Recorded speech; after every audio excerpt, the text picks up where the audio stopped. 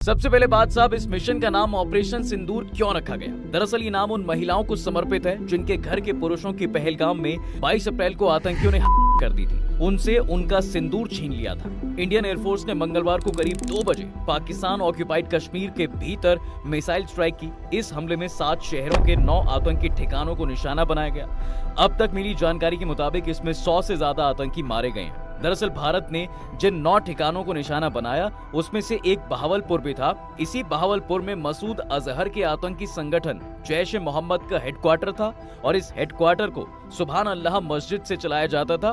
भारत ने हवाई हमले में इस मस्जिद को ही उड़ा दिया। ये वो आतंकी है जिसे साल 1999 में कंधार प्लेन हाईजैक होने के बाद भारत को छोड़ना पड़ा था। इस बीच फिलहाल बताया जा रहा है साहब कि कुख्यात आतंकी मसूद अजहर का ठिकाना खत्म कर दिया गया है और उस ठिकाने में मौजूद मसूद अजहर का पूरा परिवार भी खत्म हो गया है। पाकिस्तान के इंटर सर्विसेज पब्लिक रिलेशंस यानी ISPR के डायरेक्टर लेफ्टिनेंट जनरल अहमद शरीफ चौधरी ने कहा, भारत ने 24 मिसाइलें दागी हैं। तो अब सवाल है कि पहलगाम हमले का बदला लेने के लिए भारत मिसाइल स्ट्राइक ही क्यों? भारत ने सीमा पार आतंकी ठिकानों और उनके कैंपों के लोकेशन तय करके मिसाइल हमले किए। उन्हें रोक पाना पाकिस्तान के लिए लगभग इम्पॉसिबल था। अब तक की जानकारी के अनुसार ये स्ट्राइक एयरफोर्स के राफेल जेट्स में लगी स्कैल्प EG मिसाइल और हैमर बम से अंजाम दी गई है। स्कैल्प EG एक लंबी दूरी की एयर लॉन्च क्रूज मिसाइल है।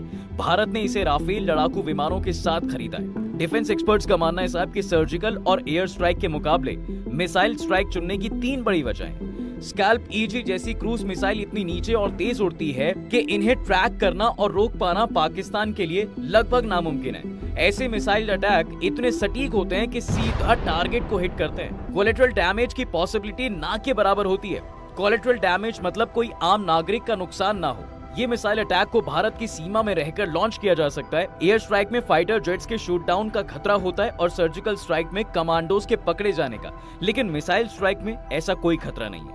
ORF के विवेक मिश्रा कहते हैं कि अब देश अपने सैनिकों को सीधे जंग के मैदान में तभी उतारते हैं जब मैदान पर उनकी जीत पक्की होती है। उससे पहले तक ताकतवर इलेक्ट्रॉनिक डिवाइसेस, हथियारों की मदद से दुश्मनों के ठिकानों पर हमले किए जाते हैं। भारत ने भी वही किया। तो अब आगे क्या होगा? क्या भारत पाक में जंग छिड़ सकती है? देखिए, भारत ने भले ही आतंकी ठिकानों पर मिसाइल स्ट्राइक की है, लेकिन पाकिस्तान इसे एक्ट ऑफ वॉर बता रहा है। ऐसे में वो जवाबी कार्रवाई कर सकता है। हालांकि अभी ये कार्रवाई जंग का मोर्चा खोलने जैसी नहीं होगी। पाकिस्तान भी लिमिट में रहकर ही जवाबी कार्रवाई करेगा। लेकिन बात यह है साहब कि हमने तो उनके आतंकी ठिकानों पर हमला किया है, लेकिन वो तो सीधा हमारे मिलिट्री कैंप को टारगेट करेगा। अगर ऐसा हुआ तो फिर हालात कंट्रोल से बाहर हो जाएंगे और बात जंग तक पहुंच जाएगी। हालांकि विवेक मिश्र कहते हैं कि पाकिस्तान को इंटरनेशनल मॉनेटरी फंड ने रुपया देने से मना कर दिया है। उसकी माली हालत खराब है, इसलिए वो फिलहाल ये नहीं चाहेगा कि तनाव जंग में बदल जाए। वो जानता है कि जंग की नौबत आई तो उसके पास लंबे समय तक लड़ने के लिए गोला बारूद और पैसा दोनों ही नहीं है। खैर, वो तो बात की बात है। अभी फिलहाल वापस आते हैं जो करंट टॉपिक है उस पर, यानी मिसाइल स्ट्राइक की कैसे हुई पूरी प्लानिंग। देखिए, पहलगाम हमले के 11वें दिन 3 मई को दिल्ली में एक मीटिंग होती है। साउथ ब्लॉक में हुई इस मीटिंग में प्रधानमंत्री नरेंद्र मोदी, रक्षा मंत्री Rajnath Singh, army chief general Upendra Dwivedi, air force chief marshal Amarpreet Singh और navy chief admiral Dinesh Kumar Tripathi शामिल हुए। मीटिंग में तय हुआ कि पाकिस्तान और POK में आतंकी ठिकानों पर एक बार फिर एयर स्ट्राइक की जाएगी। इसी दिन प्लानिंग में शामिल अफसर साउथ ब्लॉक में शिफ्ट हो गए।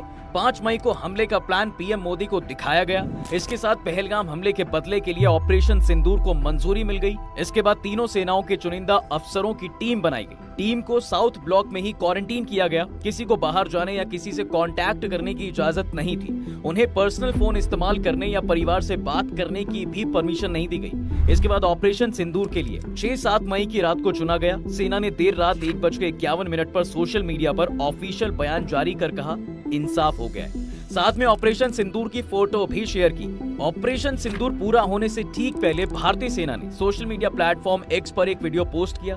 इस वीडियो में टैंकों के फायरिंग, लड़ाकू विमानों से मिसाइल लॉन्च और हमले की ट्रेनिंग ले रहे सैनिक थे। इसके साथ संस्कृत में लिखा, प्रहाराय सन्निहिता जयाय प्रशिक्षिता, यानी हमला करने के लिए तैयार, जीतने के लिए प्रशिक्षित। इसके बाद ऑपरेशन सिंदूर की ब्रीफिंग के लिए कर्नल सोफिया कुरैशी और विंग कमांडर व्योमिका सिंह सामने आई। उनके साथ विदेश सचिव विक्रम मिस्री भी थे। ब्रीफिंग से पहले आतंकी ठिकानों पर स्ट्राइक का 2 मिनट का वीडियो भी प्ले किया गया।